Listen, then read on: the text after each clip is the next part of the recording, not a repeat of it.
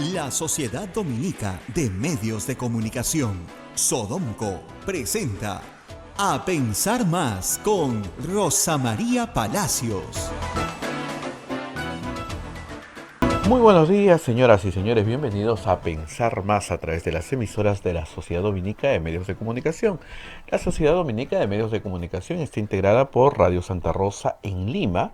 Nos puede escuchar por radio, los que tienen amplitud modulada, la AM en 1500 kilociclos, la FM, la frecuencia modulada 105.1 al sur de nuestra capital. Radio Santo Domingo en Chimbote, Radio San Martín en Arequipa, Cusco Radio Veritas, Ucayali Radio Cepagua, Radio Quillabamba en la Convención, donde nos ven por su plataforma televisiva, Radio Madre de Dios en Puerto Maldonado. Estas son las emisoras dominicas del Perú. También hay otra red de radios amigas que se unen: Huánuco, Radio Huánuco, Ayacucho, Radio La Voz de Ayacucho, Puno, Radio Pública y Radio La Decana, Juliaca, Radio San Valentín, Ancash, Radio Moro, Huancayo, Radio Cumbre, Radio Estación Solar en Abancay, Radio Milenio en Satipo, Radio Oriente en Yurimaguas, Radio Los Ángeles en Cajamarca, Pumaquí Estéreo. Metagua nos ponen podcast en todo el Perú y el mundo, los aplicativos móviles, la página web de Radio Santa Rosa, www.radiosantarosa.com.pe, el Facebook de Radio Santa Rosa, donde queda el programa en el momento colgado, y en la página web se cuelga en un ratito más el programa, así que usted lo puede ver, puede compartirlo. Rosa María, hoy es 27 de noviembre del año 2020, viernes. Muy buenos días. Muy buenos días, Abel, muy buenos días a todos los que nos escuchan a través de la radio, por supuesto, internet y en todas las plataformas en las que estamos en el Perú y en el mundo. Amenacemos ya en días soleados, bien soleados en Lima, y con bastante información de lo más diversa. Lo primero es que el gobierno ha prorrogado por 90 días el estado de emergencia sanitaria, que no es lo mismo que el estado de emergencia constitucional, ¿ok? Pero el estado de emergencia sanitaria está atado a varios plazos establecidos, como los de suspensión perfecta y otros más. Además, hay que decir que el estado de emergencia sanitario le permite al Estado peruano comprar bienes sin licitación. Obviamente bienes que están relacionados con la emergencia COVID. Por eso es necesario además prorrogarlo. Todavía se tienen que comprar reactivos, pruebas rápidas, pruebas moleculares, ventiladores, camas, etcétera, y todo lo que se necesita para que quede además una mejora para el sistema sanitario nacional, que hoy día cuenta con más camas, con más ventiladores de los que ha contado nunca en su historia. O sea que algo bueno tiene que quedar de esto. Así que esto se prorrogó ayer, y ayer el presidente de la República observó la primera norma, que es muy gracioso, una norma que él había votado a favor y la ha observado. Claro, eso lo que prueba es que es una cosa es con guitarra y una cosa es con cajón. Era una norma para los umbrales, es una norma de economía, para designar en qué umbral estás para que te den la transferencia que mereces recibir. Bueno, la observó. Pero lo que viene con toda fuerza en el Congreso, hoy día está en la portada de la República también y en varios medios, es que el Congreso insiste en aprobar esta ley de la ONP que cuesta 15.000 millones de soles. Fue observada, regresó, ha pasado por 5 comisiones, y las 5 bancadas que quieren, no, por 5 comisiones no, por 5 bancadas que quieren que se ponga en agenda y se apruebe ya. Es decir, no podemos dar un golpe de Estado, pero podemos robar. Y lo dice Augusto Álvarez hoy día en su columna. Es decir, no estamos ya tan apurados en cambiar de presidente, estamos apurados en robar. Es un robo, en realidad es un asalto al fisco. 15.000 millones de soles que el Perú no tiene, pero ni endeudándose en estos bonos a 100 años que se han sacado, ni endeudándose. No tiene. Y el Congreso quiere aprobar con iniciativa de gasto que no tiene. No tiene el Congreso iniciativa de gasto. Es increíble. Son, como decíamos ayer, unos irresponsables con poder, que es lo más peligroso que puede haber, como darle a un niño poder. Son irresponsables con poder. Y poder de destrucción. Poder, miren lo que han hecho. O sea, un golpe de Estado, ¿qué hace? Destruye la credibilidad del país. Destruye su prestigio internacional. Destruye su talante democrático, ¿no? No les importa. Y quieren aprobar una ley para destruir la economía nacional. O sea, es increíble. Y con el cuento, por supuesto, demagógico, decirte, tú hace años aportaste a la ONP, ahora te vamos a devolver. Esto es un desastre. Realmente no han aprendido nada porque son exactamente los mismos. Yo ya se los dije. Si pudieran censurar a Sagasti hoy, lo censurarían y pondrían a otro de su gusto para aprobar todas las leyes demagógicas. No es posible que el Perú sobreviva económicamente a un Congreso de este talante. Es impresionante lo que están haciendo. Ya lo hicieron con los peajes, ¿no? Se calcula que nos va a costar 800 millones de soles, más o menos. Eso es lo que le va a costar al Estado peruano, la pataletita de abril de los congresistas que decidieron que en el Perú ya no se cobraba peaje. Ya no. Ya las cosas no cuestan.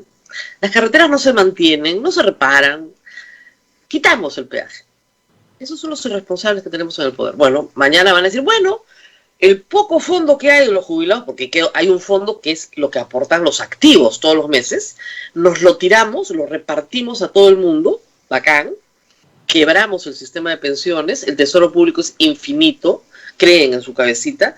Claro, cuando uno entra a robar, ¿no es cierto? Y ve que hay bastante, cree que hay para siempre, ¿no? Hasta el ladrón más burro sabe que se acaba, que el botín se acaba. Pero estamos ya en etapa... Ese es el problema cuando tienes un golpe de Estado con 105 golpistas que los dejas sentados en el mismo lugar con poder.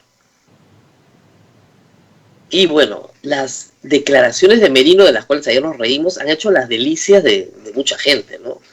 Es increíble el señor. Realmente nadie le cree, ¿no? Que los poderes que se han financiado con millones, la salida de los jóvenes a las calles, financiado, el poder económico, con los morados, o sea, una cosa, pero ya, una alucinada, pero increíble, ¿no? No vio nada de lo que pasó. Y él sí mandó reprimir, claro que mandó reprimir. Felizmente la fiscal de la Nación ya está organizando las primeras indagatorias de una investigación preliminar contra Merino, contra Antero Flores Arauz y contra Gastón Rodríguez, no por sedición, pero sí por homicidio, secuestro, lesiones graves, que son delitos contra los derechos humanos fundamentales, ¿no? Eso felizmente se ha iniciado ayer también. Ayer se presentó todo el Consejo de Ministros en el Congreso para presentar el presupuesto público, para sustentar. El día lunes 30 tiene que estar aprobado el presupuesto público. Si no se aprueba, no pasa nada. ¿Por qué? Porque se pone en vigencia el proyecto que envía el MEF. Antes, en la Constitución del 71 y las anteriores, la discusión de la ley de presupuesto hacia el 15 de diciembre era un caos y el Congreso podía tener atrapado al Ejecutivo. Ya no. Ese poder se les quitó hace muchos años. Entonces, si el día 30 no aprueban el presupuesto, entra en vigencia el proyecto de ley enviado por el MEF. Y ese no tiene todas las huellerías que ellos quieren tener. Así que para el lunes va a haber proyecto de ley. No queda. Desde que se aprobó esa norma, nunca ha dejado de haber ley de presupuesto. Así de sencillo. Pero claro, están todos saltando sobre el presupuesto a ver qué chapan. Esos anexos famosos donde distintos congresistas ponen obritas para su tierra para congraciarse con su gente en el mejor de los casos y en el peor de los casos para corromper. Yo te consigo la obra, tú me das el 10%. Casos tenemos, ¿eh? Ahí está Luciana León, todavía procesada. Y ahí sigue. Hasta ahora no sabemos qué ha pasado con ese proceso.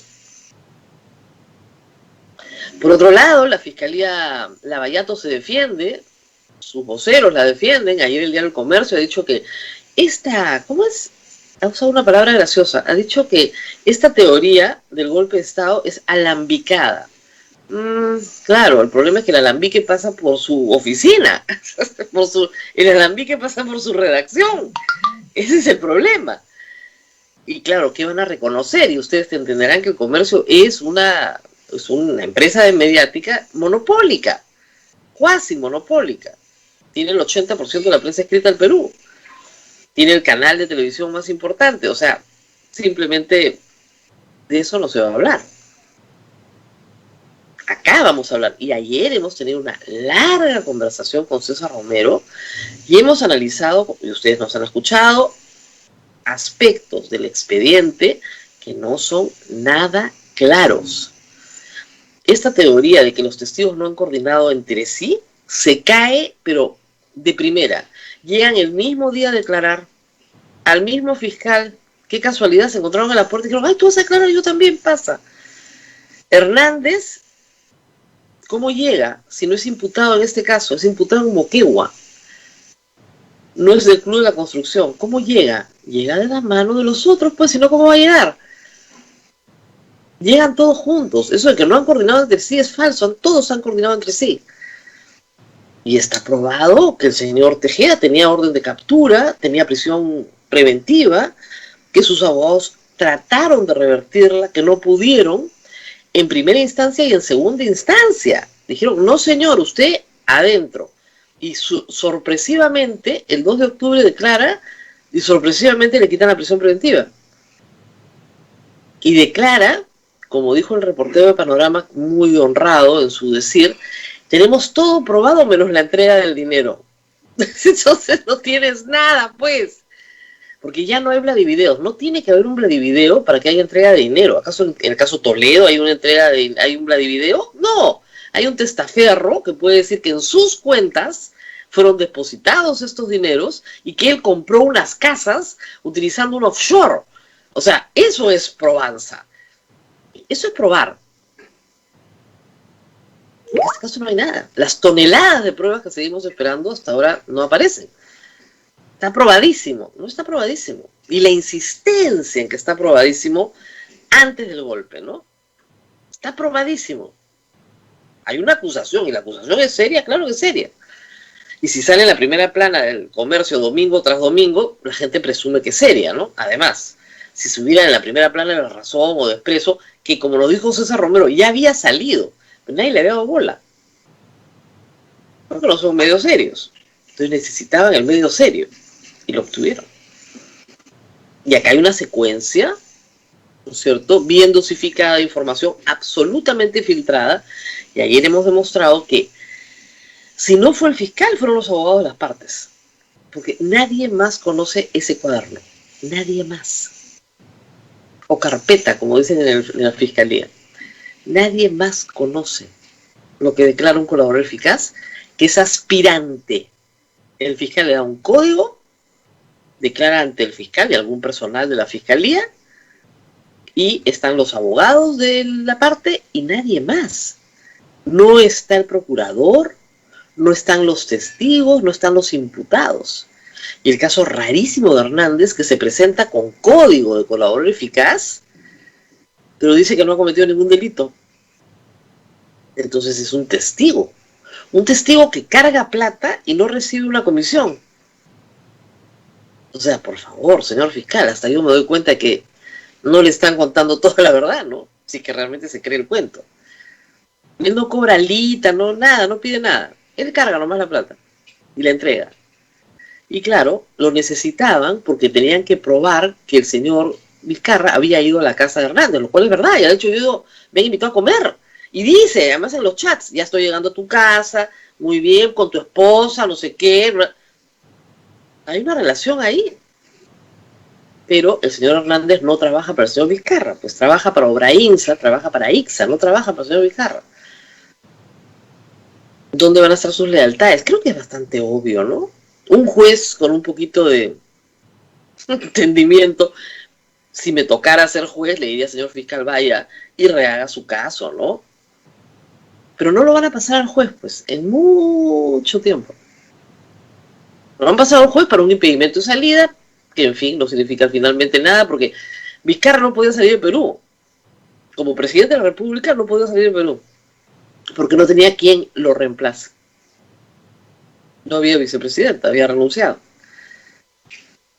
Ya desde septiembre del año 2019 no podía salir del Perú. Un año más sin salir o 18 meses da lo mismo. 8 meses más no iba a salir. Serán 10 más. además no ha huido a ninguna parte, ha renunciado, no, ni siquiera ha renunciado, se fue a su casa y dijo, mañana me tengo que ir al fiscal, voy al fiscal, y la semana siguiente también, y ha ido hecho, no es verdad, no es verdad, no es verdad, no es verdad, no es verdad, listo. Y además me ha hecho una gracia porque el reportero de Panorama que cubre estas notas dice, bueno, al final de cuentas es palabra contra palabra, y claro, está todo probado. Cuando es palabra contra palabra, no tienes nada probado. ¿Por qué no llevan un cursito de derecho procesal penal antes de cubrir policiales y penales? Por Dios, un cursito. Justamente cuando es palabra contra palabra no tienes pruebas, son dichos. Los dichos no son pruebas. El testimonio de parte siempre tiene que ser tomado como testimonio de parte, como la pericia de parte o la prueba de parte. Ay, Diosito lindo. Es que si no, no habrían pruebas. Sí hay un montón de... Tomemos el caso de Toledo de nuevo. Tienes un testaferro que tiene un depósito de Odebrecht en su cuenta, que viene de Odebrecht hacia él, y él deposita en una cuenta offshore Ecoteva de la suegra del señor Toledo, y con esa plata la suegra del señor Toledo compra propiedades en Lima y paga todas las cuentas del señor Toledo. No necesitas un video, necesitas seguir el dinero. Follow the money, dicen en Estados Unidos, y encontrarás a los delincuentes. Acá no.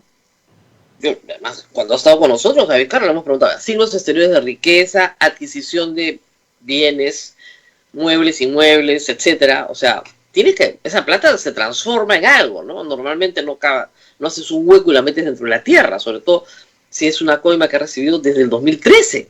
7 años de coima, ha hecho un hueco y la ha metido dentro de la tierra. No, ¿dónde está? Es raro, por decirlo menos, ¿no? Es raro. Entonces, así es, Rosa María. Así están las cosas. Bueno, son las 8:21. Hoy día tenemos un programa corto porque hay misa, pero vamos a estar con el exministro Luis Miguel Castilla, que está publicando este libro, La oportunidad del siglo, que he tenido que leer a la volada, pero es bien interesante, así que vamos a comentarlo con él en un ratito. No sé si ya está conectándose con nosotros.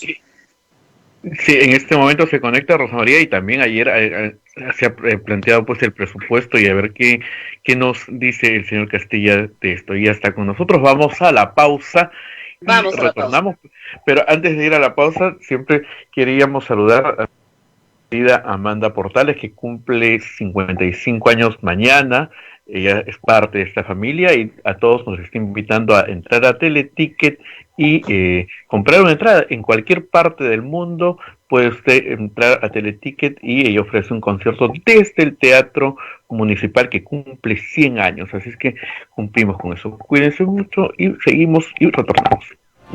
Vamos a pensar más a través de las emisoras de la Sociedad Dominica de Medios de Comunicación: Radio Santa Rosa en Lima, Radio Santo Domingo en Chimbote, Radio San Martín en Arequipa, Radio Veritas Cusco, Radio Zapau Cayali, Radio Quillabamba en la Convención, Radio Madre Dios en Puerto Maldonado, Radio Huánuco en Huánuco, Radio La Voz de Ayacucho en Ayacucho, Radio La Decana y Radio Pública en Puno, Radio San Valentín en Juliaca, Radio Moro en Ancash, Radio Cumbre en Ocayo, Radio Milenio en Satipo, Radio Estación Solar en Abancay, Radio Oriente en Yurimagua, Radio Los Ángeles en Cajamarca, Pumaquí Estéreo, Ametagua nos ponen podcast en todo el Perú y el mundo, y la página web de Radio Santa Rosa, www.radiosantarosa.com.pe. Rosa María. Bueno, y estamos con el exministro de Economía, Luis Miguel Castilla, justamente para hablar de su última publicación, La oportunidad del siglo, reformas económicas para un país más próspero y justo. Entonces yo dije, la oportunidad del siglo, acá está el negocio, ¿no? No se ilusionen tanto. Es un libro pandémico, es un libro escrito con testimonios, no son puro cuadros de economistas, hay un montón, pero por supuesto hay testimonios también de seres humanos sobre la pandemia, pero escrito durante la pandemia y sin que ésta haya concluido. Y eso es lo primero que me llamó la atención. ¿Cómo pueden abrirse oportunidades si todavía la pandemia no concluye? Bueno, ante todo, muchas gracias, Rosa María. A ver, uno es que me tocó actualizar, digamos, en más de una oportunidad el documento, y la idea es ir un poquito más allá de la pandemia. Incluso cuando comenzábamos con el editorial, yo decía, tiene que tener algo de la pandemia en el título, y me dijo no, porque acá quizás la parte más importante del libro sean las reflexiones hacia adelante, coincidiendo con el proceso electoral. Entonces, Claro.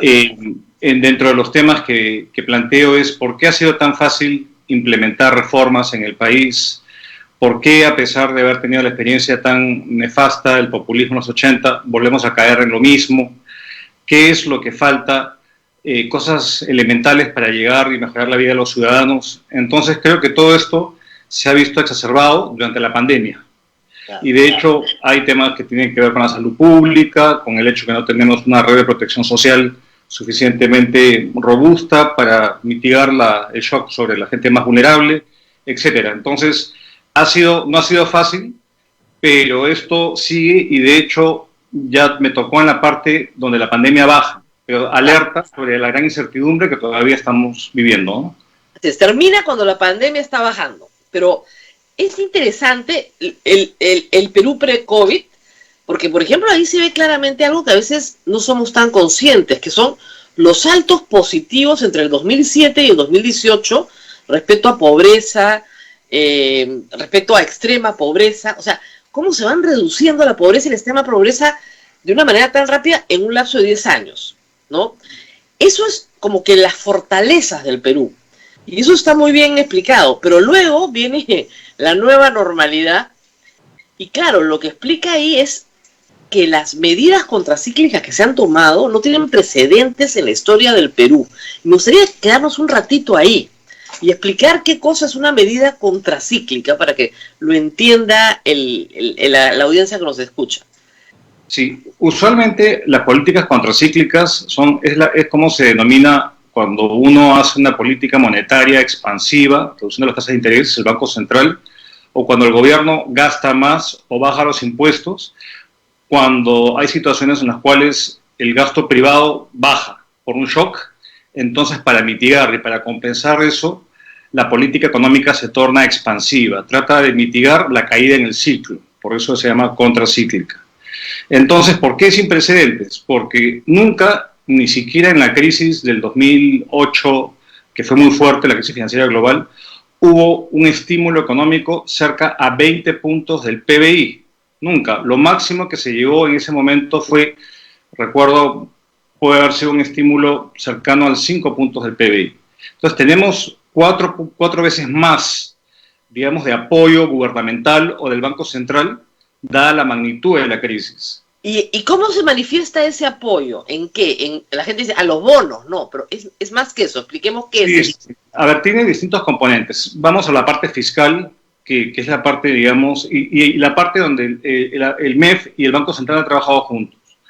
Por ejemplo, nunca en la historia del Perú ha habido un esfuerzo conjunto en el cual el Banco Central le otorgue, digamos, líneas de financiamiento a las bancas para que ésta a su vez le intermedia a las empresas con problemas, porque no son sujetos de crédito normalmente. Usualmente los bancos prestan a las empresas que tienen la capacidad de repagar con cierta certeza. Pero como esta crisis fue tan fuerte, tenía que haber una garantía pública que permitiera que los bancos prestaran, digamos, a las empresas. Es un préstamo, no es un regalo. Entonces, eso nunca ha pasado en el Perú. Nunca se han dado este tipo de préstamos garantizados, y de esos 20 puntos, 8 puntos fueron estos préstamos en el programa Reactiva Perú. Han habido otras medidas. Por ejemplo, retrasar el pago de impuestos, claro, para darle liquidez a las personas y a las empresas. Tiene que ver con también poder dar alivio extraordinario en términos de las CTS a los trabajadores formales y acceso a sus saldos de sus cuentas de pensiones en caso del sistema privado.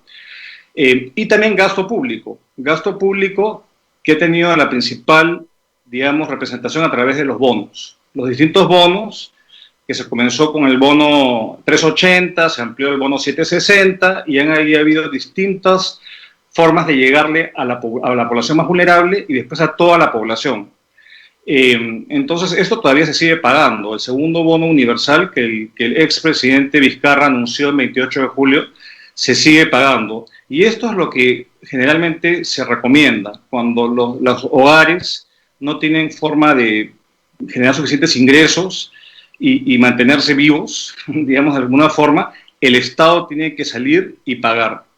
El problema de esto, Rosa María, ha sido quizá un par de problemas. Uno es que es muy difícil llegarle a 7,5 millones de hogares en el Perú. Hay temas de identificación, digamos, es muy complicado. Los programas sociales, por ejemplo, Juntos, Pensión 65, llegan a una tercera parte de estos hogares, no llegan a esa dimensión. Hay un problema logístico muy, muy complicado. Y lo segundo, los medios de pago, porque nuestro país tiene muy baja penetración bancaria. Solamente 4 de 10 hogares tienen cuentas bancarias. Entonces, ¿cómo le llegas a esos otros 6 hogares, a esos otros 60% que no están bancarizados? Y eso ha sido probablemente los dos temas más complejos que ha hecho que la efectividad de este impulso fiscal, donde va directamente al bolsillo de la gente, es plata directamente al bolsillo de la gente más vulnerable o más afectada, ha sido difícil de llevar adelante. Entonces, todas estas políticas, yo diría que son políticas de contención durante la crisis. Ahora lo que se viene son políticas de reactivación. Y yo escuchaba ayer al ministro Mendoza en su presentación al Congreso, sustentando el presupuesto, que ojalá se apruebe el día de hoy, es que ahora toca, ha sido muy bien poder endeudarnos para pagar este déficit tan grande de 10 puntos del PBI este año, porque hay una caída de la recaudación. Entonces ahí se mezcla el concepto de política contracíclica con el hecho de poder todavía poder ayudar a la recuperación del sector privado, familias y empresas. Y acordemos que las empresas dan empleo a muchísimas personas, a todas las personas del país. Ha sido curiosa la presentación del ministro Mendoza ayer, porque empezó con un cuadrito que decía algo así como: ¿qué hacen las empresas, los países a los que les va bien? Pero parecía realmente de primaria el cuadro. Pero claro, hay que explicárselo a los congresistas, que son francamente un peligro en este momento. O sea, decirle a los países que les ha ido bien, China, están todos ahí, ¿no?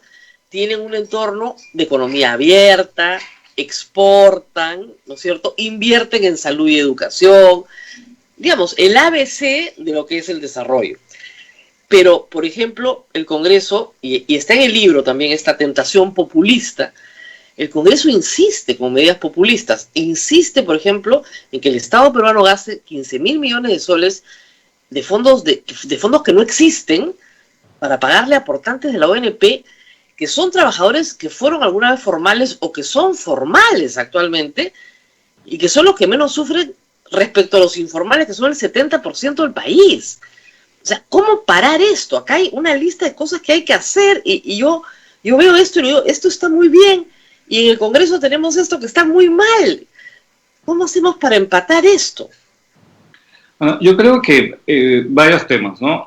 Lamentablemente el populismo no para en el país. Si pensábamos que con esta transición, digamos, del gobierno de transición, las cosas se iban a calmar, parece que no, porque incluso anoche, Rosa María, me llegó el último listado de los proyectos que los congresistas quieren incluir en el famoso cuarto intermedio, en el cual ha entrado el proceso de aprobación del presupuesto, donde básicamente el control lo tiene la Comisión de Presupuesto. Y me mandaron una lista de proyectos en los cuales habían más de 3.500 proyectos, digamos, que sumaban alrededor de 2.500 millones de soles. Ya se alocaron, ya cada vez más. Correcto. Como 1.000, por ahí, y lo que llamó la atención es la cantidad de proyectos de una sola región, presentadas, por ejemplo, por el vocero de una agrupación política. Había cerca de 50 proyectos de una región determinada, presentada por un congresista determinado. Entonces, obviamente... Además, explíqueme, usted ha sido ministro de Economía. Sí. Los congresistas no tienen iniciativa de gasto. Esto se prohibió porque hasta 1968 la tenían, y los presupuestos eran un disparate en el Perú porque no estaban financiados. La Constitución del 79 lo prohíbe, y prohíbe que un presupuesto se apruebe sin financiamiento. ¿Por qué siguen presentando proyectos, el famoso anexo 5? ¿Por qué siguen metiendo cositas? ¿Por qué esto se ha convertido en una herramienta de negociación política entre el Congreso y el Ejecutivo? Tenemos que parar con ese vicio. Sí, bueno, lamentablemente en todos los congresos, la aprobación de todos los presupuestos en el mundo, incluido Estados Unidos, incluido todos los países, Chile, ¿verdad? Siempre se deja un pequeño margen para poder, digamos, darle cierta discrecionalidad al presidente de la Comisión de Presupuesto para, digamos, distribuir, no aumentar el gasto, sino dentro de los topes de gasto que ya se acordó y que el Ejecutivo mandó en la propuesta inicial. Pero en mi época, Rosa María, esto eran, digamos, 200, 300 millones a lo mucho. Y esto se ha disparado de manera exponencial.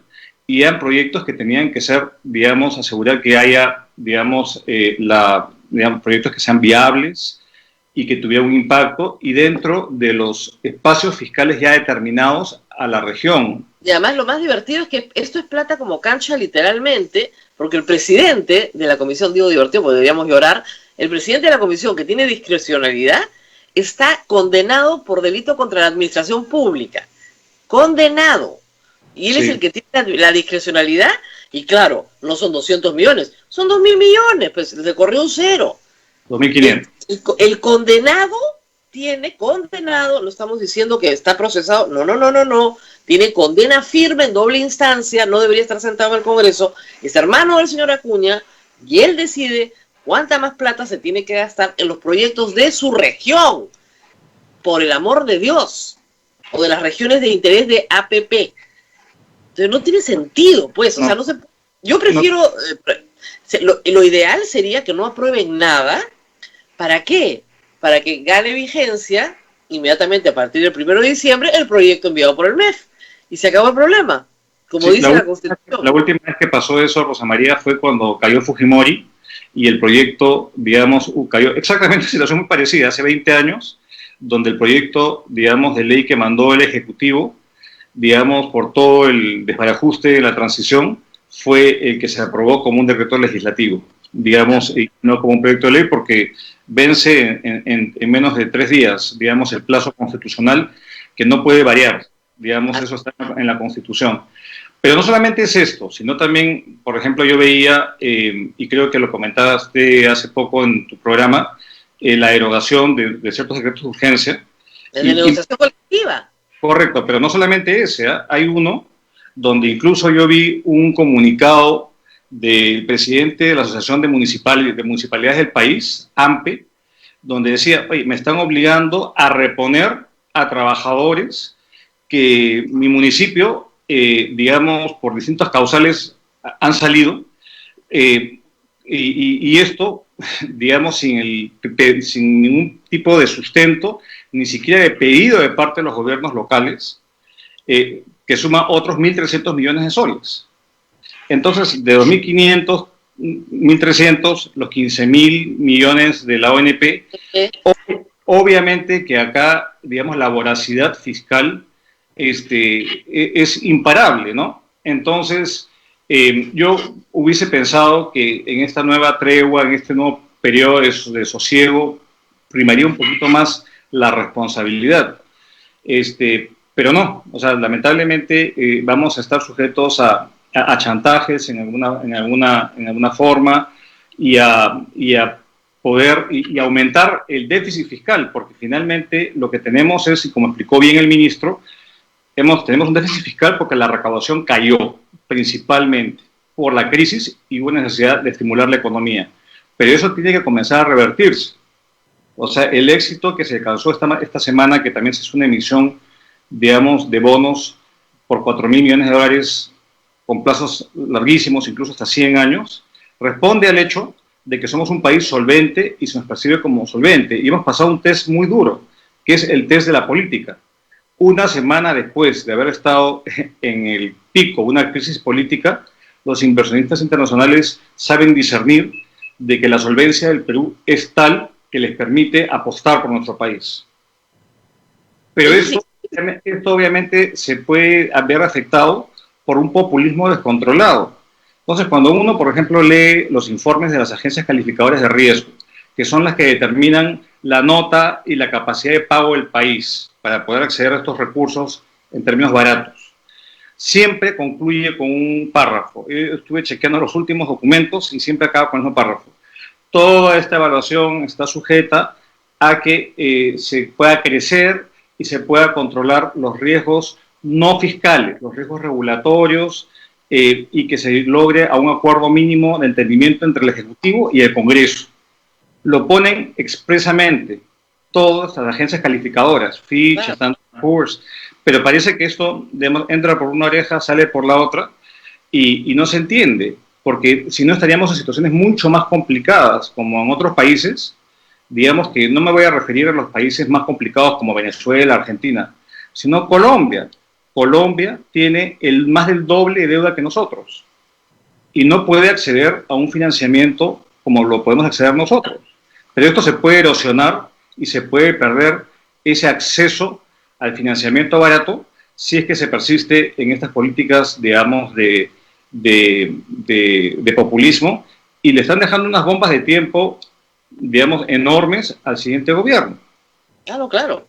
Ahora, dicen que los economistas no tienen corazón, pero este libro tiene corazón. Me he quedado muy sorprendida. Entre capítulo y capítulo hay el testimonio de alguna persona que desde su lugar, un portero, una diseñadora de modas, un médico, un sobreviviente, una enfermera de Iquitos, una niña, van contando sus historias. Y esto para un libro de economistas, le digo, es bien raro, ¿eh? O sea, ¿cómo se le ocurrió meter estos pequeños relatos que en realidad suavizan mucho? Y le confieso que es lo primero que he leído de todo el libro, a toda velocidad. Porque, no sé, la curiosidad, el testimonio. ¿Cómo se les ocurrió meter relatos humanos? Es curioso porque esto fue un sueño. Yo estaba tan mimetizado, porque yo escribí el libro durante la pandemia como una especie de desfogue, digamos, para poder aportar, digamos, de cara a la experiencia y de cara a lo que estaba pasando en otros países. Pero dije, alguien me recomendó, esto tienes que hacer que tu mamá lo entienda, tienes que hacer de que el ciudadano a pie lo entienda, y es muy difícil. El sesgo de economista, de poner gráficos, números, lo hace muy aburrido y no te lo va a leer nadie ni te lo va a entender nadie. Entonces, finalmente, esta es una forma de pensar en toda la economía. Todo esto tiene un fin, que es mejorar el bienestar de la gente. Pero si la gente está ausente del relato, digamos, no cala. Entonces, estas son historias verídicas, digamos, con el apoyo de una periodista, que ubicamos historias, incluso de un médico que está a cargo en la Universidad Cayetano Heredia, de todo el proceso de las vacunas, de las pruebas con los chinos y con otros. Son historias verídicas, reales, de gente que, digamos, de distintas perspectivas, da cierto nivel de realismo a lo que ha pasado, y también de esperanza, porque finalmente, pese a todo, digamos, nadie le quita a la niña el hecho de que siga estudiando, siga motivándose. Y el sobreviviente, que a mí me dejó, digamos, perplejo escuchar la historia, que es una persona que estuvo a portas de la muerte, claro, y que logró salvarse. Entonces yo creo que, digamos, hubiese querido tener este nivel quizá de sensibilidad cuando me tocó dirigir, y lo admito, dirigir el Ministerio de Economía.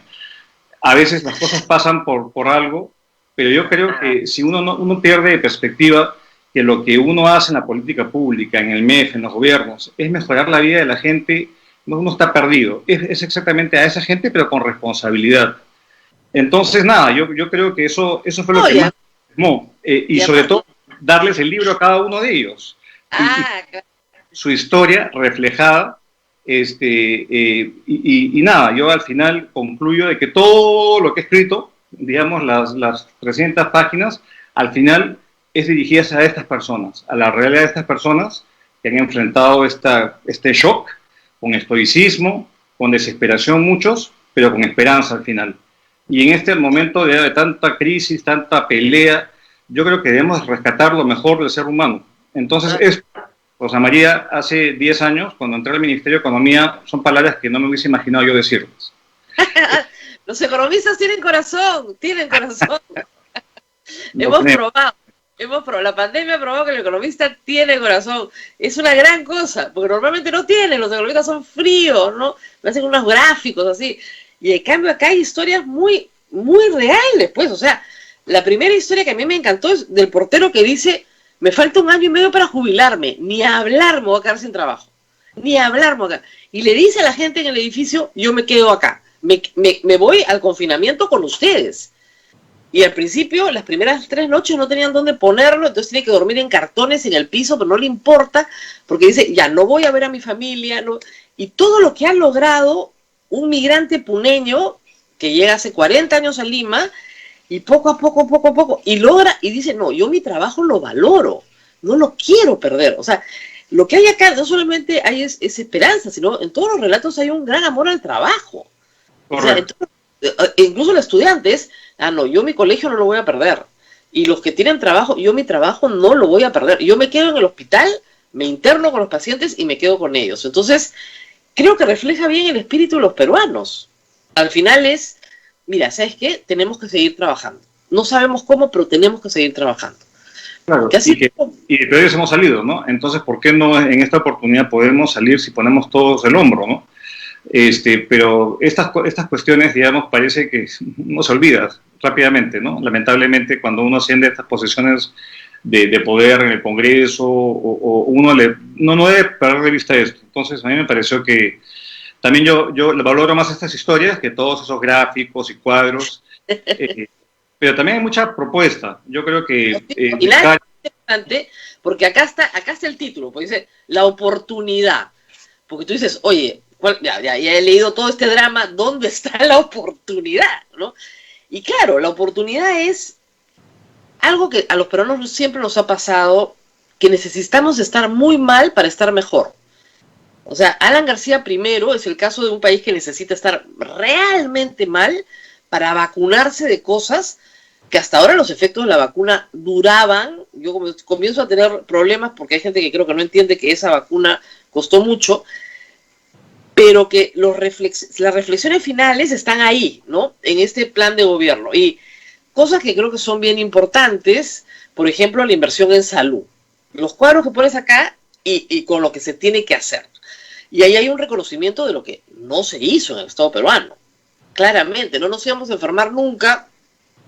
Es como que no toma un seguro médico, porque dice, pero si yo no me enfermo nunca, hasta que el día que te enfermas, ¿no? Y esa es una de las primeras conclusiones, el tema de la inversión en salud. Sobre eso, ¿qué podríamos concluir para lo que viene? A ver, yo creo que la gran lección y la gran diferencia, si uno puede sintetizar una diferencia entre Perú y Colombia y Argentina, es que a ellos les fue menos mal porque tenían un sistema de salud que funcionaba. Sí, entonces, sí. Primer dato. Segundo dato es que el sector público solo, no hay forma que pueda hacer esto solo. No hay forma, porque si uno se va a los procesos normales de ampliación de recursos, de construcción de infraestructura, de equipamiento y de dotar del personal profesional adecuado, va a venir la siguiente pandemia y vamos a seguir parecidos. Entonces, hay formas, de asociación con el sector privado que puede sonar un poquito, de modé y un poquito privado. Es de colaboración en contratos de largo plazo, donde ciertos servicios los provea, el privado, la bata gris, el mantenimiento, los rayos X, que permita que mucha infraestructura donde el gobierno ha invertido tenga los servicios y se mantengan de cierta calidad en beneficio del ciudadano. Esa es una parte, y la otra parte es la tecnología, porque una cosa positiva de esta crisis es que ahora valoramos la conectividad y los beneficios de la economía digital. Entonces yo, por ejemplo, llevando a mi madre a distintas citas médicas durante la pandemia, he descubierto las bondades que tiene la telemedicina. La telemedicina, y es una forma de llegar es un ejemplo muy simple, pero es una forma como aumentar la cobertura de servicios a la gente más vulnerable. Entonces, yo creo que si se quiere, y el último aporte es que plantear soluciones, vamos a fusionar salud con el MINSA, y de esta forma vamos a asegurar de que haya acceso y mayor. Eso no es cierto. Digamos, se puede evitar mucha fragmentación y especialmente en las formas de cómo se financian estos sistemas. Pero no hay, digamos, varitas mágicas ni panaceas a problemáticas muy difíciles. Mucho de lo que, digamos, planteo en ese capítulo, por ejemplo, tiene que ver con reformas que se intentaron en el 2013 y que de hecho sacamos decretos legislativos con delegación de facultades y finalmente todo, digamos, nada se implementó. Y ahora, de vuelta, volvemos a la misma discusión de aumentar más recursos, ciertamente, pero ¿cómo evitamos, por ejemplo, que los profesionales de salud están concentrados básicamente en Lima? No hay, digamos, especialistas en provincias. ¿Cómo se fortalecen estas redes de atención primaria? Digamos que son básicas y que estamos absolutamente rezagados, con experiencias en otros países y finalmente con un costeo, porque esto cuesta. Entonces, todas las propuestas que de alguna forma están ahí puestas, y en el sector salud en particular, al final tiene un correlato de que esto significa que vamos a tener que ponernos la mano al bolsillo. Todos, si queremos un sistema previsional mucho más amplio de protección social a la gente cuando enfrenta estos eventos, digamos, adversos, tenemos que ser un país que tenga la posibilidad de mitigar este impacto sobre la población. Y el caso de salud es un caso muy claro, muy evidente. Hemos aprendido a la mala. Cuando tuvimos la pandemia, recién aumentamos la capacidad hospitalaria, digamos, la aumentamos en 5 veces, pero solo después de un shock de esa naturaleza. Entonces, eso, por ejemplo, en el tema de salud. Por eso le digo, acá tenemos que estar muy mal para estar mejor. Claro, ya quedan las 15.000 camas. Las 15.000 camas no van a desaparecer después de la pandemia. Hay que reubicarlas, organizarlas, qué sé yo. Pero mejora la oferta hospitalaria, queda, por lo menos eso queda. Pero hay también algunas cosas que detecta la pandemia y que las pone como recomendaciones. Y una es la digitalización del país, ¿no es cierto? La otra es la digitalización para que los servicios bancarios lleguen a todos los peruanos, que ese es uno de los problemas más graves que hemos tenido. Eso implica, según algunos expertos, no tanta inversión, sino que el Estado permita que los servicios puedan ser prestados. Hay proyectos de Internet para todos. ¿Por qué no se saca eso adelante? A ver, han habido esfuerzos y de hecho tenemos mucho acceso, digamos, a Internet, digamos, a través del celular, pero digamos, el ancho de la banda que tenemos no es suficiente para que los datos que tienen que pasar por el Internet, digamos, es insuficiente. En el Perú tenemos básicamente, creo que según el último dato que he visto, menos del 10%, creo que 7% de las personas tienen acceso a un ancho de banda suficiente para poder, digamos, digitalizarse en sus actividades. Y no todo es digital, porque finalmente uno puede también hacer muchos trámites, por ejemplo, online, claro, pero al final se requiere la firma, digamos, en físico. La huella digital. O la huella digital, porque la firma digital acá no tiene validez legal para hacer muchas cosas. Entonces, si bien hemos completado parte del esfuerzo en términos de tener la infraestructura, hay temas, digamos, donde todavía falta la extra milla para poder tener servicios públicos digitales, online, y poder llegarle, digamos, de manera mucho más fácil, eficiente a los ciudadanos. Muchas entidades del Estado se han visto forzadas por la pandemia y lo han hecho más o menos bien. O sea, qué sé yo, RENIEC, SUNARP ha digitalizado muchísimo de sus servicios. El Poder Judicial está sosteniendo audiencias con los abogados sentados en sus casas, o sea, como algo ya parte de la vida cotidiana. Entonces, sí es posible que el Estado se digitalice, pero requiere pues esta inversión y requiere que los ciudadanos también inviertan un poquito o que se les dé las facilidades para acceder.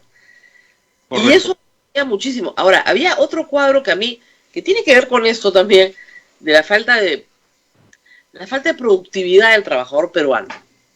O sea, la productividad del trabajador chileno es el doble que la del trabajador peruano. ¿Por qué? O sea, la pregunta que uno se hace, pero ¿qué hay en Chile que no hay acá? A ver, yo creo que ahí un gran, digamos, quizás el elemento diferenciador más grande sea la calidad de la formación laboral y la empleabilidad de ese trabajador. Porque hay centros técnicos, no, ni siquiera estoy pensando en universidades, sino destrezas básicas que le dan habilidades al trabajador, digamos, chileno de otros países que nosotros no tenemos. Entonces, si uno fuese de alguna forma a mejorar la calidad de esas destrezas, por un lado, y por otro lado, a cerrar esta brecha que hay entre la oferta y lo que demanda el mercado, definitivamente eso sería un aumento, digamos, en la productividad de manera importante. Otra cosa que tiene que ver más con la productividad a nivel de las empresas es el tamaño chico de las empresas en el país, que tienen una escala minúscula. Casi todos son, digamos, o trabajadores independientes con un emprendimiento o son microempresas o pequeñas. Entonces, hay mucha legislación que hace, digamos, que desincentiva el crecimiento de las empresas. Y eso, finalmente, digamos, es un obstáculo para poder tener una asignación de los trabajadores más eficientes, digamos, a empresas que tienen la capacidad de crecer y de pagarles más salarios a estos trabajadores mejor formados. Entonces, todo este tema de la productividad laboral explica por qué tenemos tan altas tasas de informalidad en el país. Es uno de los legados más importantes de esta crisis. Vamos a tener 80% de la fuerza laboral en condiciones de informalidad. ¿Y esto qué significa? Esto significa que no van a tener acceso a servicios de salud, no van a tener acceso a una pensión cuando se jubilen, y eso significa precariedad en la vejez. Entonces, todo esto está concatenado también a tener un Estado no más grande necesariamente, pero sí creo que tenemos que tener un Estado que sea suficientemente robusto, que permita dar servicios de calidad, digamos, a la gente. Entonces, el tema de productividad laboral está vinculado también a la política pública, de alguna forma. No que nosotros todo sea público, no, al contrario. Esto tiene un rol importante. Pero la productividad laboral es lo que explica que uno tenga un sueldo alto o bajo. Y los sueldos en el país son bajos. Entonces, a ver, son temas que son, digamos, complejos, pero yo si hay algún tema que yo quisiera destacar, digamos, en este tema de las políticas de formalización, es la necesidad de dos mensajes. Apostar por capital humano, en lugar de estar discutiendo moratorias de universidades, etcétera, o hacer negocio de la educación superior en el país. Y lo otro es tener una regulación que sea mucho más proclive a que las empresas crezcan y que puedan tener trabajadores, digamos, más productivos, porque mucha de la capacitación también se da en el trabajo, durante el trabajo. Es más, la mayoría de la capacitación y la mayoría de la investigación y desarrollo se hace al interior de las empresas. Y eso es algo que lo perdemos, digamos, de vista en la forma tradicional como se ven estos temas en el país. Somos quizás muy garantistas, queremos garantizar todo, pero nos olvidamos que finalmente el mercado funciona de una forma y que el Estado va a tener unas limitaciones. Sí, entonces, hay críticas a las normas laborales, como eso es el sistema de normas laborales más rígido del mundo, pero que solo alcanza el 20% de la PEA. Entonces, claro, tienes una rigidez virtual, porque en la realidad todos sabemos que el 80% ahora, porque hay un 10% que va a pasar por la pandemia, también a la informalidad. Todavía hay mucha gente sin trabajo que probablemente no consigue el mismo trabajo que tuvo antes. Entonces, claro, 80% de informalidad con las reglas laborales más rígidas del mundo. Y un Congreso y unos políticos absolutamente ciegos que no están dispuestos a cambiar las normas porque creen que van a ser impopulares si las cambian. No, y hay un tema interesante también, que es que en el mundo hay una discusión que es que la automatización y la cuarta revolución industrial está desapareciendo, digamos, los contratos laborales tradicionales. Entonces, y eso va a hacer de que muchos puestos de trabajo desaparezcan, porque ahora son máquinas o es tecnología que va a desplazar al trabajador. O no, y el otro tema es el tema del territorio, o sea, las normas, ¿qué normas me aplican si yo trabajo desde el Perú en un texto que tengo que presentar en Noruega? O sea, ya la ubicación del trabajador se vuelve universal. Entonces las normas comienzan a ser dependiendo de dónde contratas, pero pues, o sea, hay países que no permiten el contrato, por ejemplo, del trabajador extranjero. Si no te sometes a un montón de normatividad interna. Pero resulta que ese trabajador extranjero no está en el territorio, está fuera. Pero es el consultor que te dice cuándo prender la máquina, cuándo apagar la máquina, cuándo cambiar. Entonces, o es un robot que está afuera, que lanza una señal a un satélite y te apaga la máquina cuando tienes una emergencia. Entonces, cambia completamente la lógica del trabajador, de la empresa tal, que se queda durante 30 años en esa empresa y solo en esa empresa. Cambia completamente. Correcto. Y tiene, por ejemplo, incidencias fiscales, tributarias, porque finalmente, ¿dónde pagas el impuesto? Digamos, ahora que tenemos que recaudar, digamos, recuperar 30.000 millones de soles que se perdieron por la pandemia y por la recesión. Esta gente, ¿dónde graba? ¿Dónde tributa? Se supone que en el Perú la regulación es uno tributa por tus rentas universales. Exacto.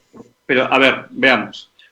¿Cómo uno se asegura, digamos, que lo que tú estás recibiendo no lo estás recibiendo en un banco fuera y escapa del control, digamos, de la fiscalización de la SUNAT? Entonces, el libro concluye, quizás aparte de temas de reforma del Estado que son importantes, en digitalización, en transparencia, en no tener tanto miedo de tomar decisiones, en meritocracia, concluye que todo esto está bien, es muy bonito, pero significa que hay que repensar el famoso contrato social, porque al final una forma como se vincula empresas con trabajadores con Estado es a través de los tributos. Y los tributos son como digamos, es un tabú en muchos casos. Entonces no se plantea aumentar impuestos en el momento, pero sí un ejercicio serio de decir, si queremos tener servicios de calidad de este tipo y tenemos una población que es vulnerable, entonces tenemos que crear las condiciones para dar un estado de bienestar moderno, no anquilosado, no anticuado, sino moderno, para evitar, digamos, esta insatisfacción que los ciudadanos sienten y que están en las calles reclamando. Claro, el problema en el Perú es que a todo el mundo le gusta que suban tributos siempre que se los suban al otro, no a uno mismo. Entonces, salen a marchar, sí, más tributo, perfecto, a ti. No, a mí no, al congresista, al ministro, a ese que le cobren, ¿por qué me van a cobrar a mí? Entonces, ese es el tema. Al final, es un tema de pacto social, sí. Hay esfuerzos por la calidad del gasto, como conversábamos el presupuesto.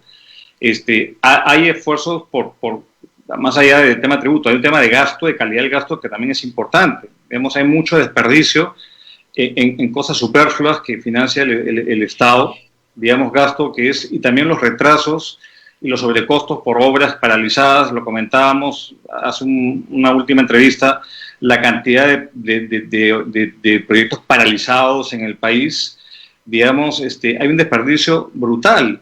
Digamos, yo vi un estudio de la Contraloría que mostraba que 15% del presupuesto se pierde en ineficiencias, en corrupción.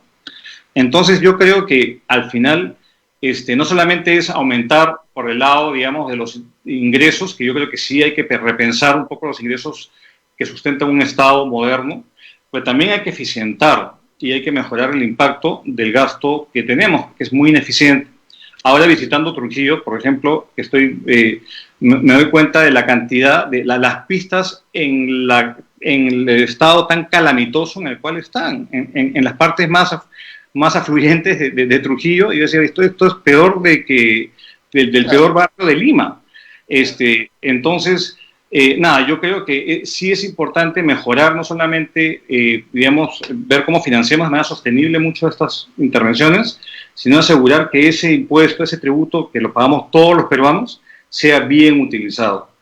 Y ese es nuestro drama, el drama de la gestión pública a nivel local, es el drama que tenemos. y por eso el descontento ciudadano, porque no reciben servicios de calidad y lo que ven son problemas de corrupción, problemas de falta de representatividad, de abuso de poder, etcétera, etcétera. Entonces hay un desconecte. Al final hay muchas formas de conectar de vuelta al ciudadano con la autoridad, con el gobierno de turno, pero esto no es gratis, esto implica un esfuerzo de dotar de servicios al ciudadano.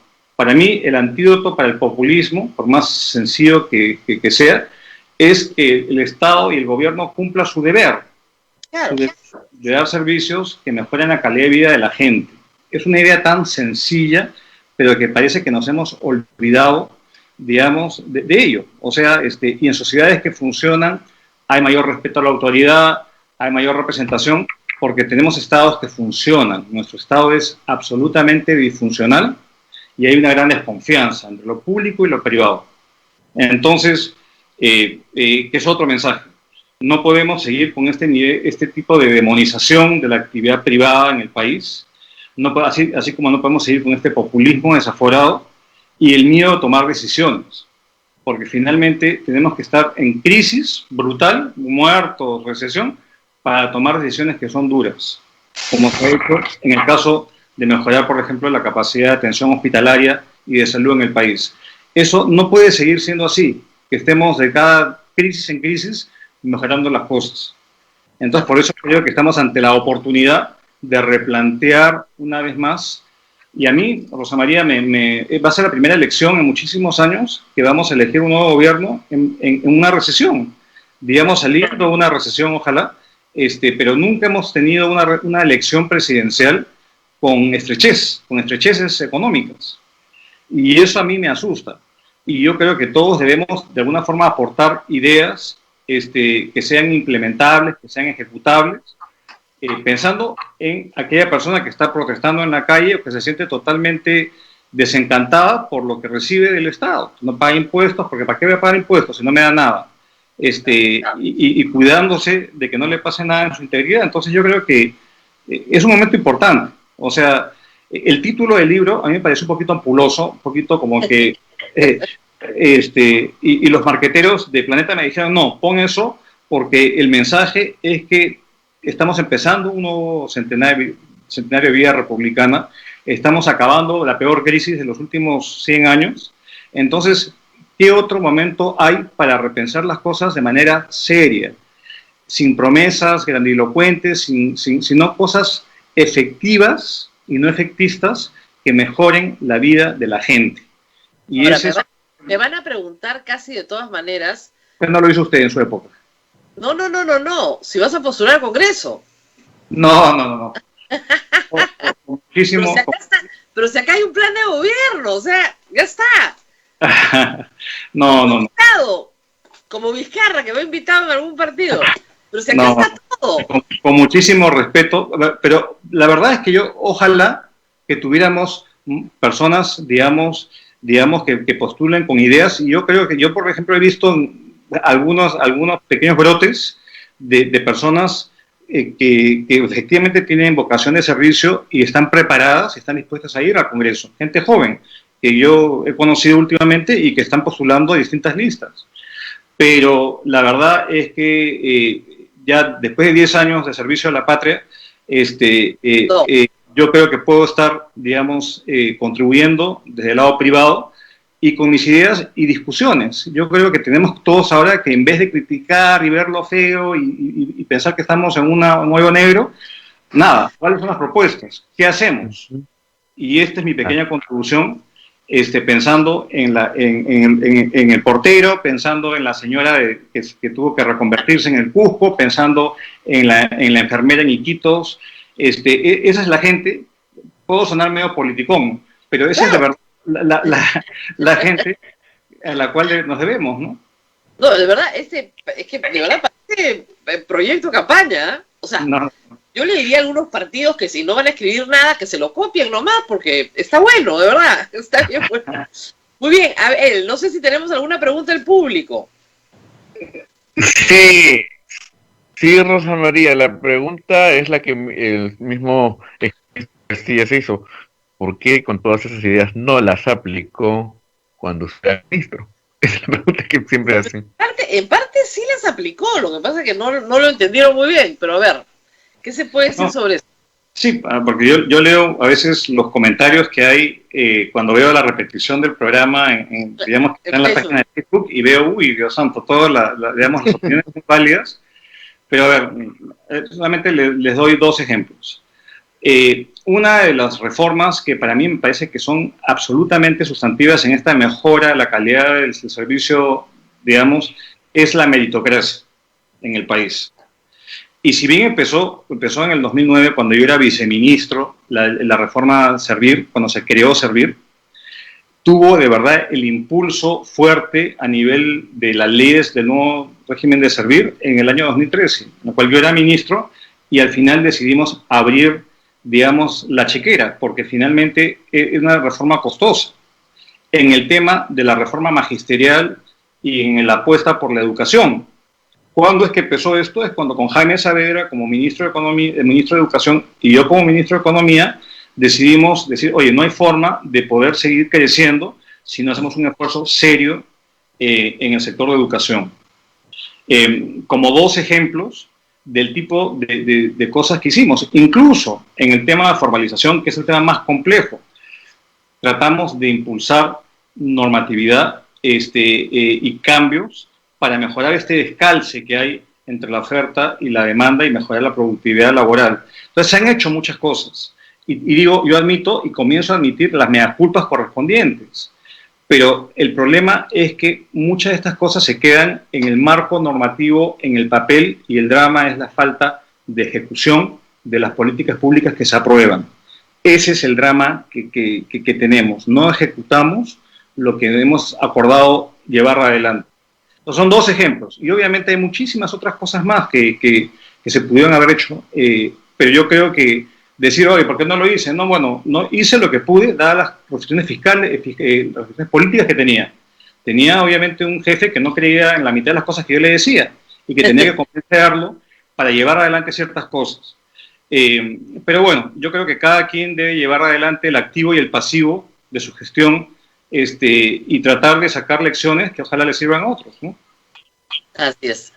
Bueno, a ver, nos tenemos que despedir porque ya son las 9. Rosa María, sí, nos vamos el completo del libro y dónde lo pueden, sobre todo la gente que esté entrando también lo está pidiendo. El libro es La oportunidad del siglo, reformas económicas para un país próspero, más próspero y justo, de Luis Miguel Castilla, editorial Planeta, está en todas las librerías, se presenta en la Feria del Libro. A mí me habían convocado para presentarlo, pero es el cumpleaños de mi hija y en pandemia no salimos a ninguna parte, así que se presenta la próxima semana, pero está en todas las librerías. El lunes a las 8 de la noche es la presentación, digamos, en la Feria del Libro de Ricardo Palma, 8 de la noche, Facebook Live, y nada, muchísimas gracias, Rosa Muy María. bien, y esto lo pueden conseguir en cualquier librería, porque ya se está vendiendo. Planeta tiene una red de distribución en todas las librerías del Perú, así que no creo que tengan mucho problema para obtenerlo. Bien interesante, les digo, ¿eh? Tiene un buen resumen, un buen resumen de lo anterior, lo de lo que viene. Tiene un antes, un durante y un después, con testimonios con corazón, que como digo, para economista, muy sorprendente, muy sorprendente. Muy bien, muchas gracias a Luis Miguel Castilla por estar con nosotros. A ver, nos vamos. Nos vamos, Rosa María. Regresamos el día lunes y muchísimas gracias al señor Miguel Castilla. Bien, cuídense mucho. Chao, chao. Gracias, chao, chao. Hasta aquí, A Pensar Más con Rosa María Palacios. Este programa fue producido por la Sociedad Dominica de Medios de Comunicación, Sodomco.